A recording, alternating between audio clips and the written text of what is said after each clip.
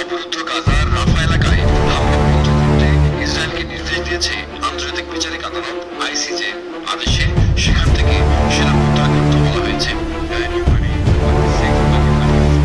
আজ ঘোষিত আদেশে জাতিসংঘের যে কোনো তদন্ত কমিশন মানবিক সহায়তা যেন গাজায় প্রবেশ করতে পারে তাও নিশ্চিত করতে তেল আবিবের প্রতি নির্দেশ জারি করা হয়েছে।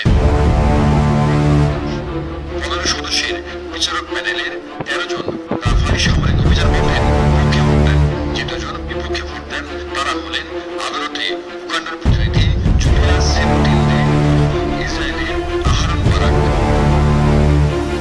গাজায় ইসরায়েলের সামরিক অভিযান বন্ধ করার আদেশ দিতে আন্তর্জাতিক আদালতের প্রতি দক্ষিণ আফ্রিকার আবেদনের প্রেক্ষাপটে এই রায় দেওয়া হয়।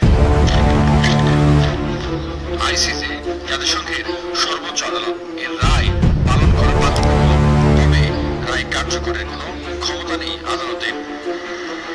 তারপরেও ইসরায়েলের বিপক্ষে আইসিজের রায় কূটনৈতিক ক্ষেত্রে তেল আবিবের বড় বিপর্যয় হিসেবে বিবেচনা করা হচ্ছে, যার ফলে প্রধানমন্ত্রী বেনিয়ামিন নেতানিয়াহু আরও কোণঠাসা হয়ে পড়লেন বলে মনে করেন বিশ্লেষকরা।